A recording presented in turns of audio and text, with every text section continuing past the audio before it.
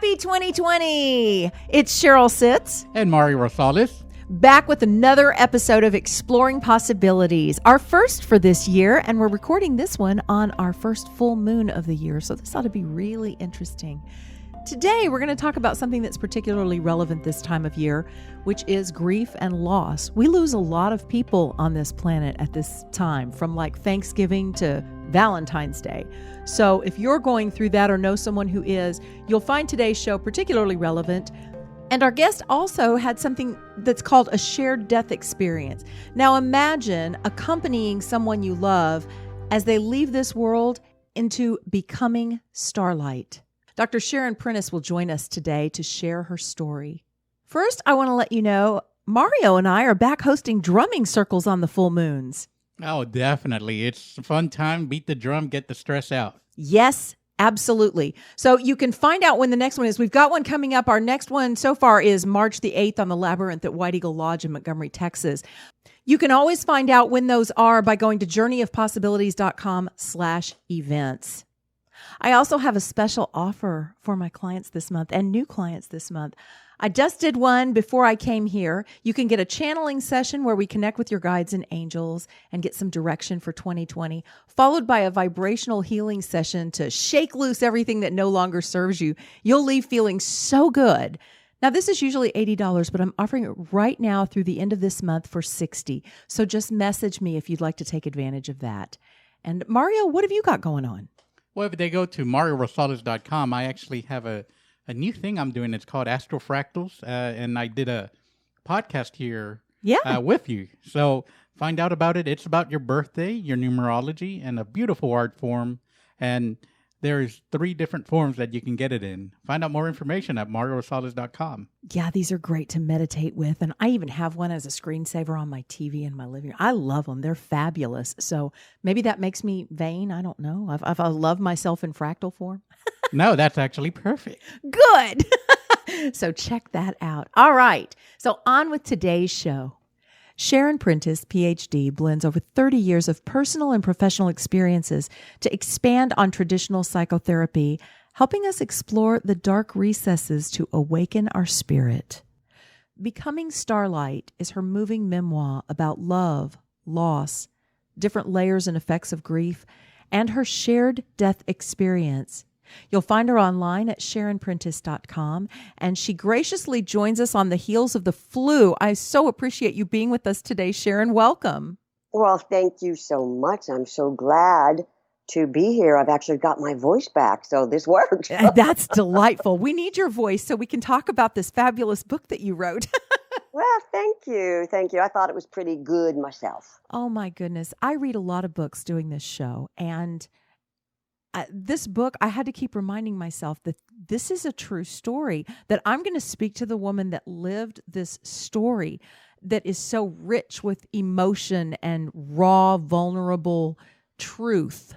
It's just powerful. You must get a lot of reactions to your book like that. I get hundreds of emails every day from men and women who have experienced tragedy and trauma that, like me, had absolutely no place in their body that could accept what was happening. You know, there are some things that happened.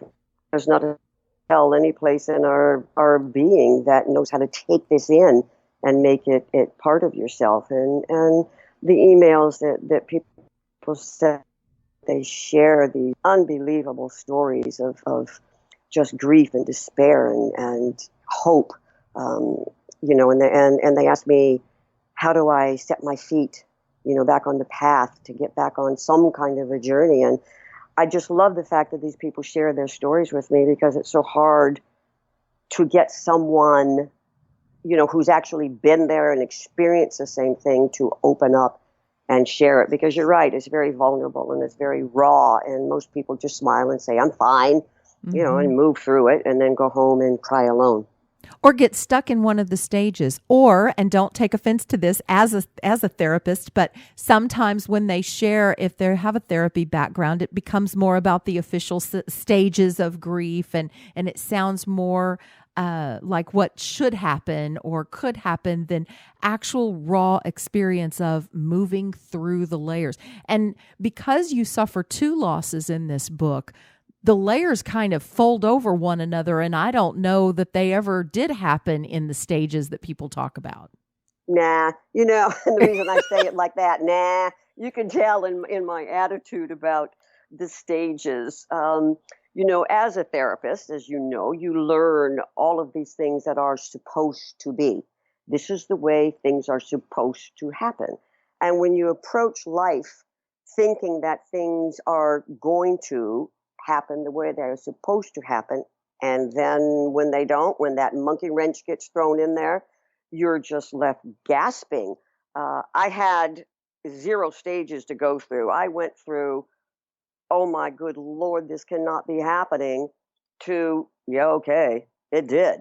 And there was no rhyme or reason for my grieving and my bereavement and how to get through this. And I have discovered that is the way it happens with most people. It really does. And some of those stages, like closure, for instance, I know I'm probably jumping ahead here, but I never use the word closure with any of my patients. My patient population is very heavily geared toward terminally ill patients and their families, and I do not tell them to look for closure, because I honestly feel that by looking for closure, you get stuck in the very thing that you're trying to get out of.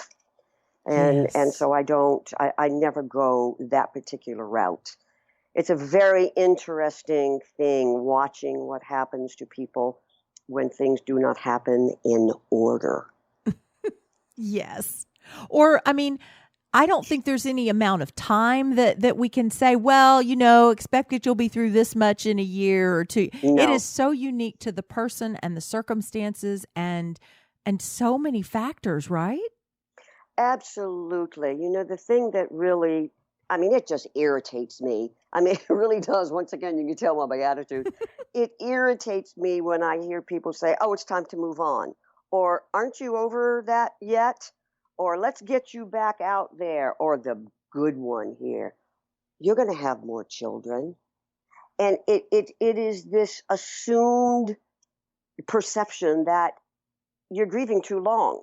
And that is just the farthest thing from the reality of what happens when someone faces a trauma and a tragedy that they have no place to put in their soul. Grief can last, and often does last, an entire lifetime. I'm going to use the word trick.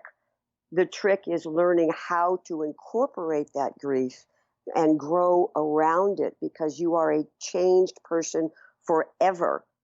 When something traumatic happens to your life, you will never close it out. You will never get rid of it. That's why I say don't look for closure.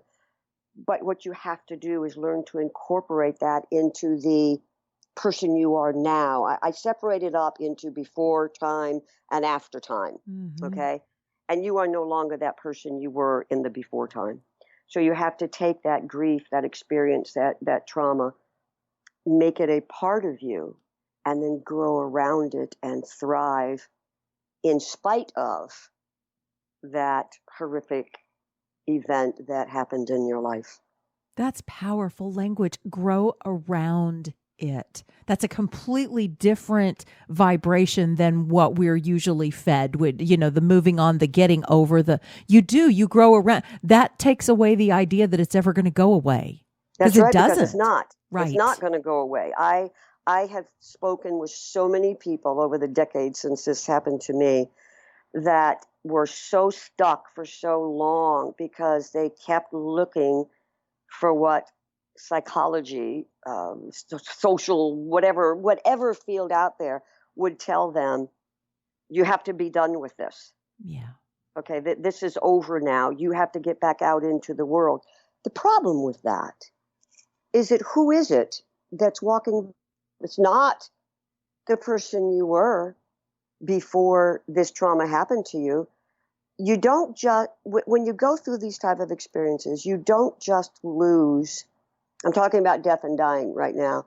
You don't just lose that person. You also lose your identity, because your identity was formed by relationship.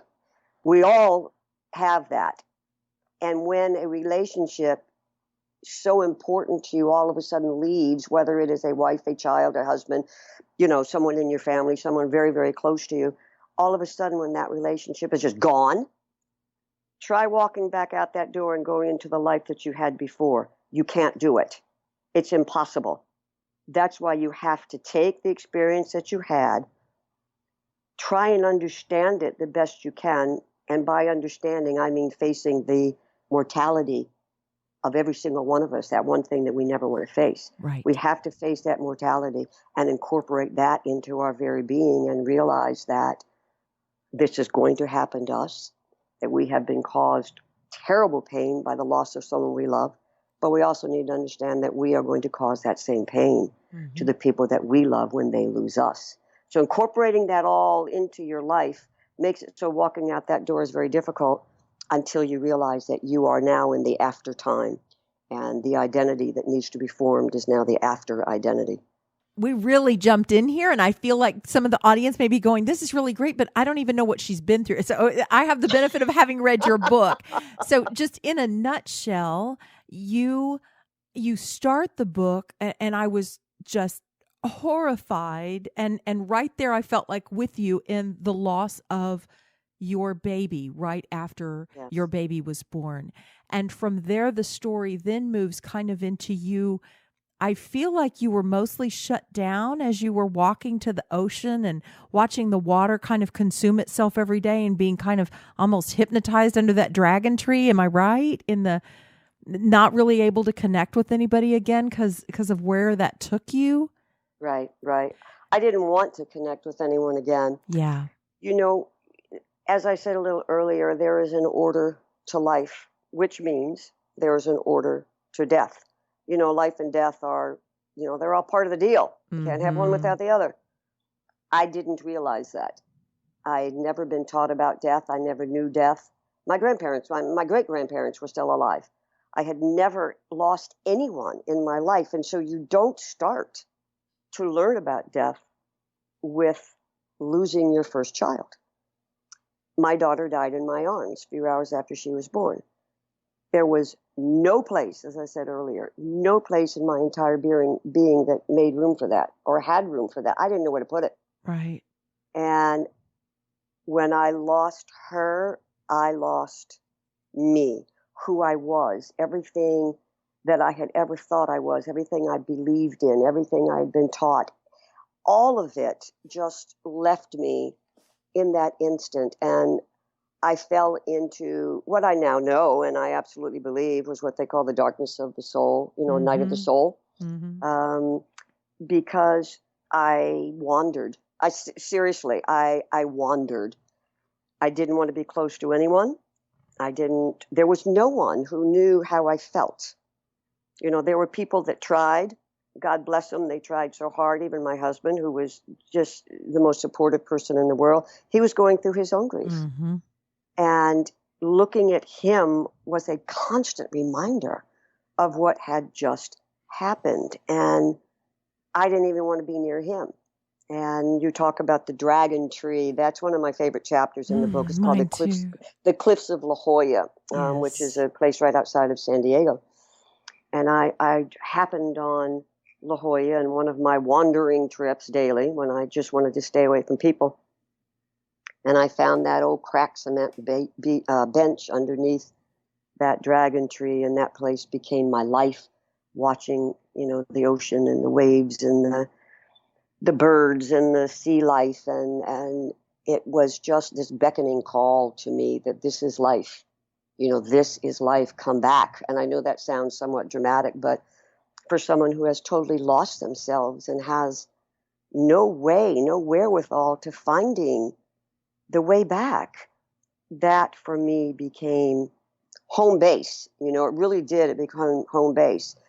And then, of course, the next few years were very traumatic also, because my husband, who was military, was also getting sick. Well, that's what I was going to say. Like that was there. You do such a powerful job in this book of time kind of loses. I don't know how much time is passing. I'm walking with you every day to the beach, and I'm going through the emotions that you share and the layers that you share. I'm with you in this story.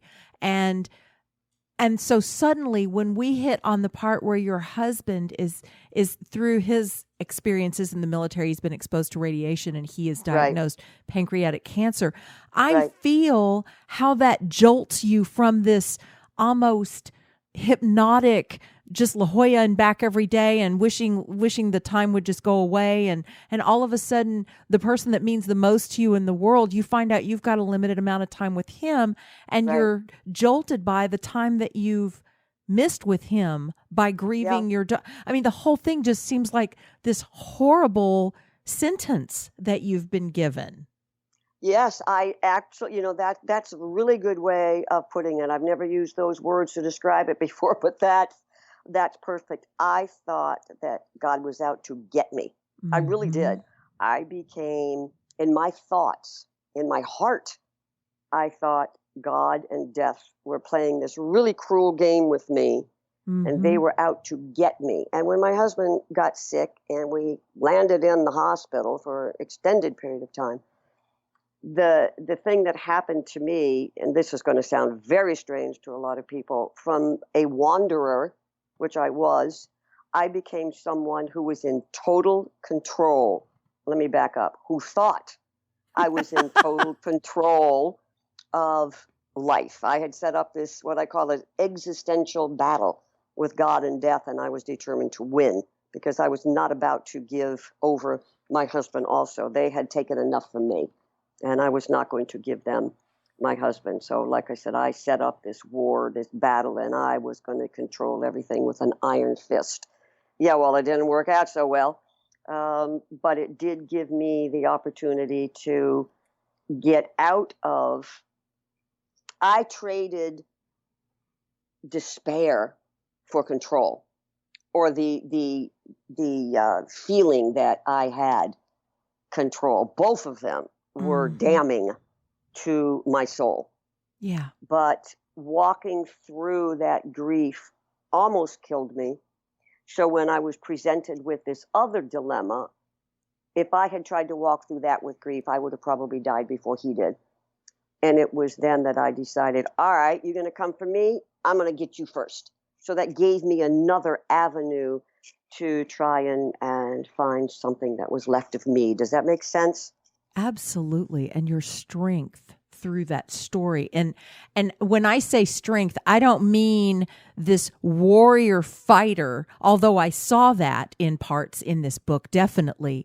I mean this vulnerable, beaten down woman that's not going to give up, pulling herself through all these layers of emotions and whatever the hell is being handed her way next. Like, that's what I mean by strong. It's the strength of vulnerability and of just the human condition that you personify so well in the book.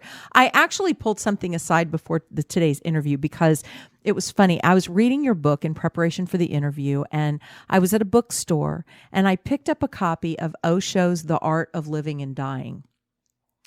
And I bought the book that day because I stumbled across this paragraph in one of the first few pages, and I wanted to read the book. I will read the book, but I also wanted to share this little paragraph on today's interview. This is Osho, The Art of Living and Dying. Stupid people ask about God. The intelligent person asks about death. The people who go on asking about God never find God. And the person who asks about death is bound to find God, because it is death that transforms you, changes your vision.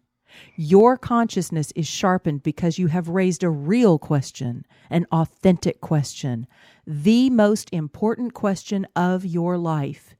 You have created such a great challenge that you can't remain asleep for long. You will have to awake. You will have to be alert enough to encounter the reality of death. That is what you talk about throughout the rest of your book, this personal journey that you went through of denying God, being angry at God, finding God, going through this shared death experience. You've walked that. Did I write that? I'm going to steal that. That was just, oh my gosh. I tell people all the time, my greatest teacher was death. Mm-hmm. It changed me forever. My life and the life of my entire family and my community, they were all changed by the lives and the deaths of my daughter and then, of course, my husband. I am the person I am today because of what death taught me. And that what he wrote, what that book writes about is the absolute truth. I didn't know God. I thought I did. I learned the same stuff that everybody else learns, when you're sitting down in the church and you're looking up at the guy behind the pulpit and you take in everything that he says. And I thought that God was this outside entity, that was watching everything I did. And if I did anything wrong or said anything wrong, he was going to throw lightning bolts at me. And then when I realized that my daughter was in jeopardy, I called out to this outside being that I had been talked about, and I begged and I bargained and everything you can think of, and she died anyway. And it was then that I realized that what I had believed in was absolutely false. And yes, I set up this war with this thing that I wasn't even sure what it was or where it was or if it even was. And death taught me at the moment of my husband's death exactly what and where and who and how and all of those questions that I had that I wasn't even able to form. Death showed it to me and totally changed my being. To this day, I've never questioned what I learned and what I saw because it has become my truth and my way of being in this world. Talk a little bit about, I don't want to give away the book because I know, really, anybody that's listening to this interview that's feeling some resonance to this conversation, read Becoming Starlight. This is one of the best books I've read in years, and I read a lot of books. So talk a little bit about that. What is a shared death experience as you define it, and what was that experience like in terms of how it changed your life and what you experienced? A shared death experience is almost identical to a near-death experience. And you'd have to be living under a rock to not know what a near-death experience is.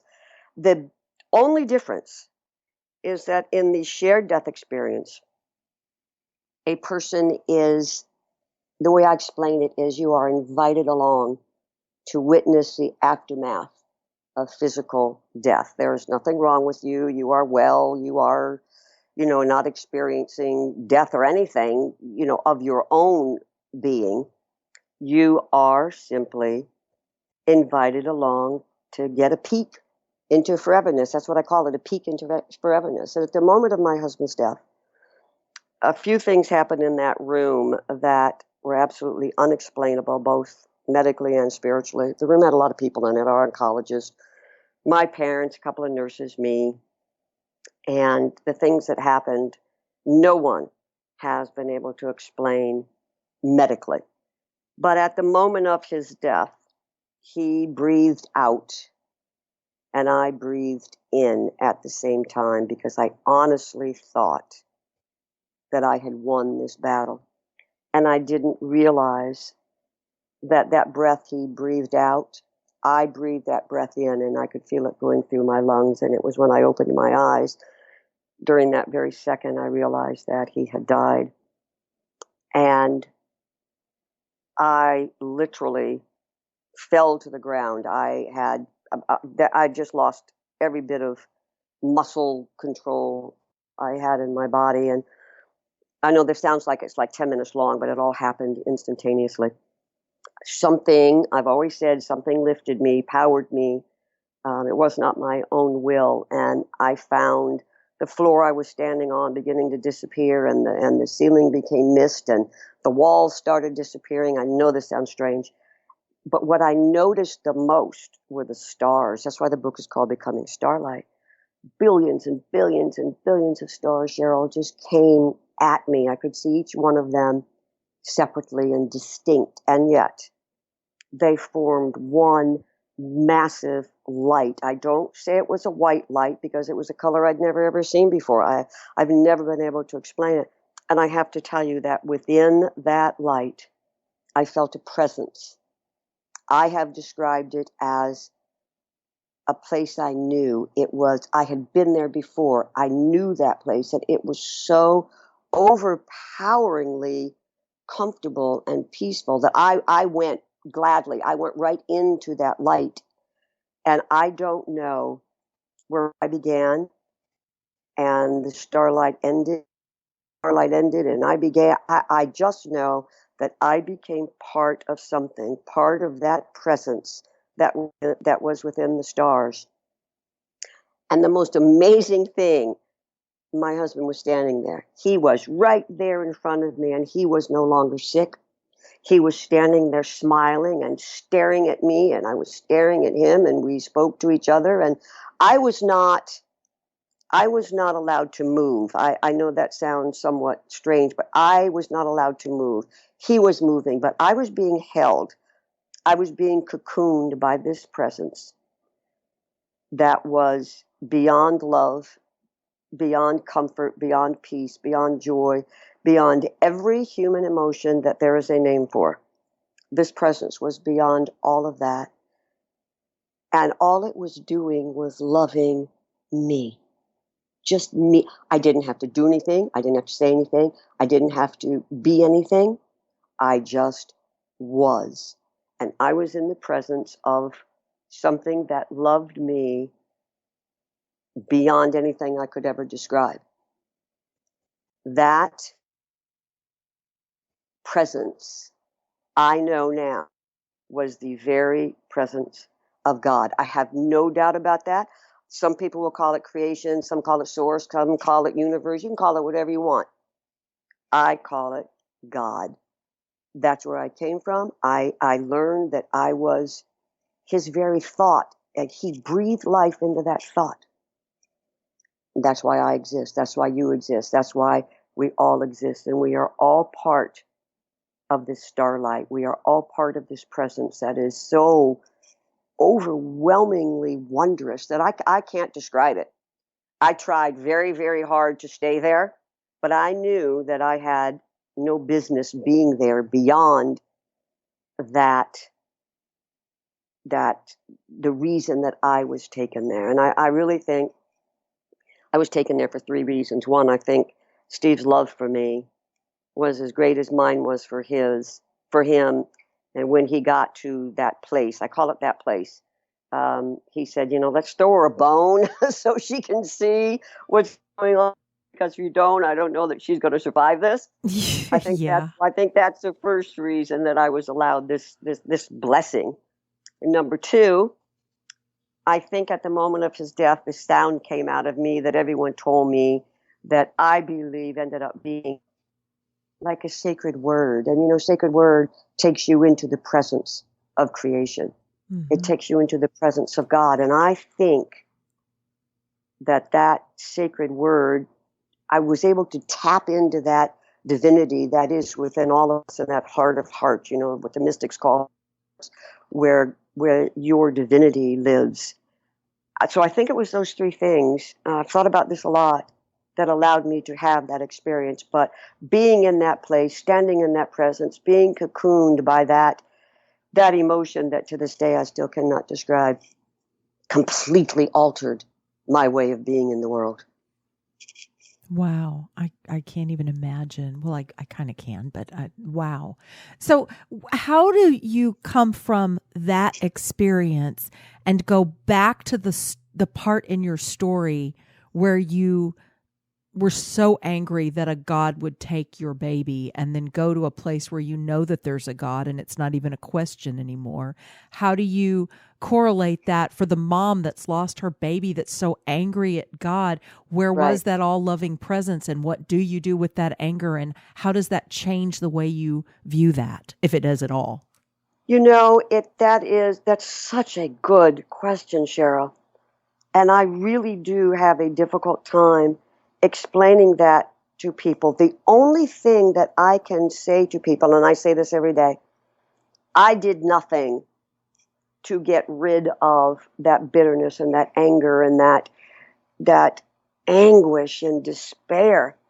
That was all taken from me. And what I learned, what was given to me, was the knowledge that everything was exactly the way it was supposed to be. I know beyond a shadow of a doubt where my daughter is.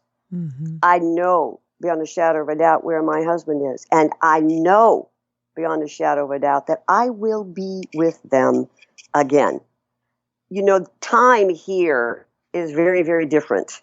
I am going to say that time is not linear and that where I was, there is no time. So for us, it seems like, 100 years. For our loved one, it's, hey, where have you been? It's a second in time. And, that's why I say incorporate that grief. You understand that life and death, they go together. You cannot have one without the other. And facing that immortality and facing the fact that what we are told all our lives about this specific order of the way things are supposed to be, that is not what happens.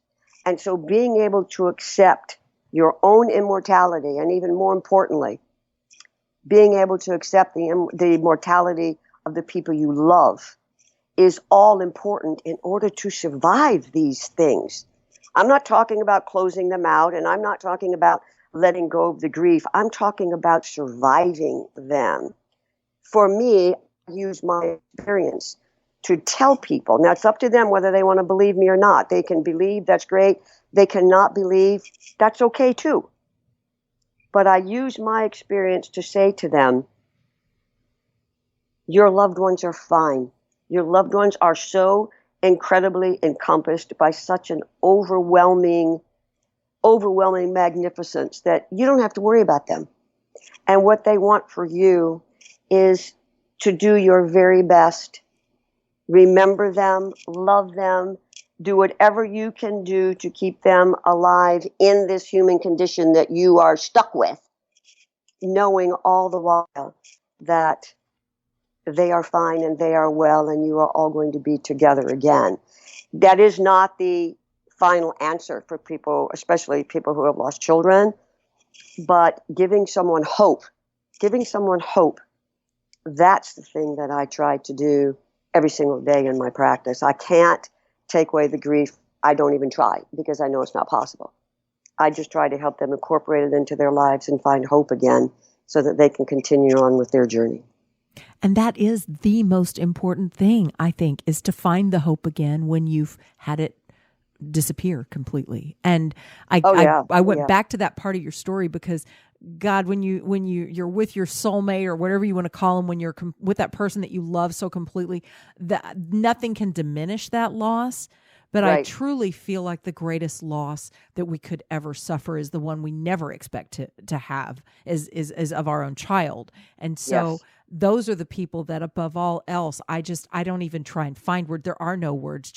I just hug them and wow, I just can't even imagine. So to give them hope is the greatest gift you could give. And I'm not sure it makes it worth what you've been through, but it does warm my heart to know that you've taken these painful experiences and dedicated your life to helping others move through them in a positive way and find hope again.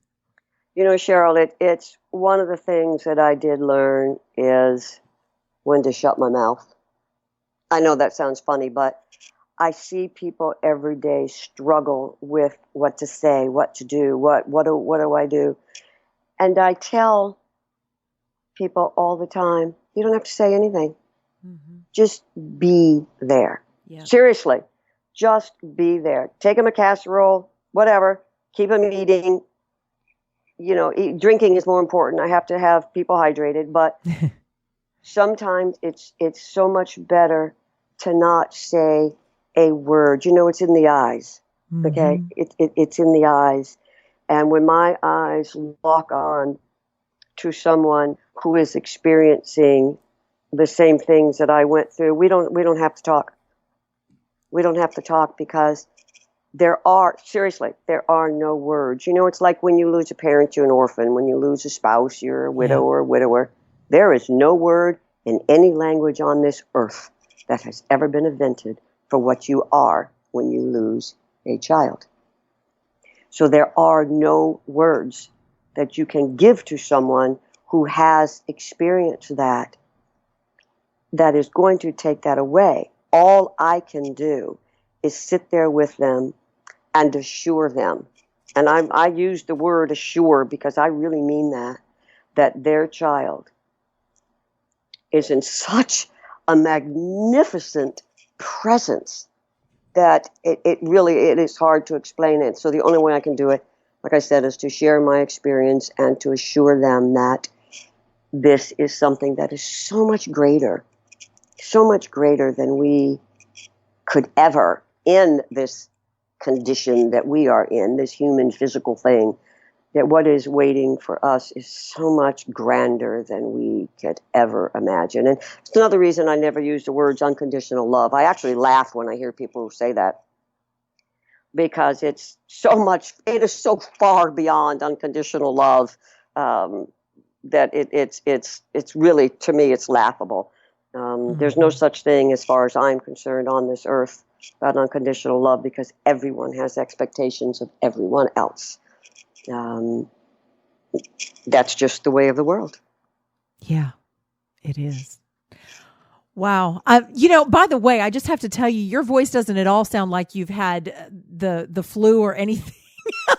Oh, I'm so glad. I've been sounding like, I have a clothespin over my nose for so long, and I'm really glad I didn't go into any coughing spells or sneezing spells here. You sound great. I think that the God of our understanding is definitely with you as you bring this message forth for more people to access. I have a friend from high school who's lost a couple of babies, and I just can't know what that feels like. But it was her mother who came and sat with me when I lost my mother, and people fumbled around for words to say to me, and she just came and for days sat and held my hand and said nothing unless I wanted to talk. If I wanted to remember mom, she'd remember mom, and otherwise she just held my hand, and she knew that being there and just holding me in love was the greatest gift of all. But sometimes we're not even ready for that. Sometimes we need we are where we are. So I think letting people also be wherever they're at and not judging that. That is very, very true. And I one of the things that I have to be very careful of, like I said before, my patient population is heavily directed at the terminally ill and their families. And I never, if I can help it, I never let anyone die alone, ever. I'm always in the room. And it sometimes gets difficult when I have 2 and 3 patients going through, this journey at the same time. But I'm always with them, and I have to watch myself, because you know what my first instinct is when their spirit has left the body. My first instinct, I smile. I do. My first thought is, now they know they're there. So I actually have to turn, walk out of the room. I tell the family I'm going to give them, a few minutes alone with their loved one. And I go out in the hallway, and sometimes I even do a little bit of dancing. I just dance. I just do a little jig, and I say, "You're there. You're there." Find my husband and my daughters. Hello. I mean, I seriously do, because death is the most sacred moment in anyone's life. It's not birth. It's death, because you're going home. Think about that. You're going home. There's nothing more sacred than going, and sharing that with the number of people that I have shared it with has so blessed my life. And that's why I wrote Becoming Starlight, because my patients asked me to please share it, so that then when we weren't together, years from the death of whoever it was that they are probably still mourning, they have something to pick up and read, because I share my story with every single one of my patients. I do it the very minute they say to me, should I be afraid? And every one of them says to me, should I be afraid? The very minute they say that, I climb into their bed with them, whether it's hospital, hospice, hospice, or home hospice, whatever it may be. Crawl up into bed with them, and I say, let me tell you a story. That's actually I mean, that's really, really true. I know the last chapter in the book is, should I be afraid? And I stayed in there, that I crawled into bed with them. And a lot of the administrators in the hospital say, you can't do that. And I'm like, yeah, right, whatever. I don't care anymore. I've done this for decades, and they can say what they want. But I know what people need to hear. And they need to hear that story and so many other stories like mine. Yes. So I think your friend just sitting with you and the loss of your mom. I lost my mom 2 years ago, and I lost my dad 10 years ago, and they were my absolute rock and my foundation. And their deaths, although extremely grievous, I also smiled. Matter of fact, I told both of them right before they took their last breath, Steve's waiting for you. Go home. Wow. Dr. Sharon Prentice, we're talking about Becoming Starlight, Surviving Grief, Mending the Wounds of Loss. What a powerful book. You know it because you've lived it, and you share it so open-heartedly to help others realize that what we feel is the saddest moment is something entirely different on the other side. And sad is okay here, but that's not what our loved ones are feeling when they leave. So thank you for sharing all that you do. And I hate that we're already time to wrap up. This has been an amazing conversation. Thank you, especially on the heels of the flu, for making time to be with me today. Thank you so much. I wanted to make time to be with you, especially after I read your bio. You are an amazingly, wonderfully spiritual woman. You're my kind of gal. So I like this. This is very good. And thank you so much for inviting me. I really appreciate it. Oh, it's been such a pleasure. So I like to wrap up by asking, after everything that we've talked about today, do you have a parting thought that you'd like to leave us with? Oh my gosh, let's see. Which one do I pull out of my hat here? This is going to sound so cliche. You just gotta love each other. Doesn't that sound cliche? No one is seriously, Cheryl, promised even next moment. And regrets they kill people. Regrets kill people. And so I tell everyone, you know what? All of this stuff, all of this, I'm going to use the word crap, that we tell ourselves to keep us apart from each other all the time. Just get rid of it. I mean, seriously, it doesn't mean anything in the long run. It doesn't. We are all in this together. We all live. We all die. We're all going to feel pain. So in between all of that, the only important thing that matters and the only thing that survives is love. I know that's cliche, but it's the absolute truth. You know, some of the greatest truths in life are the cliche ones. Isn't that ironic? Yeah, and we all miss them. We go right past them because, that primitive ego, right? Yeah. We have to be right. We have to be right. And we have to be acknowledged as right. And if we are not acknowledged as right, then we start judging and we start pushing people away. And we miss that all-important thing that makes our lives worth living.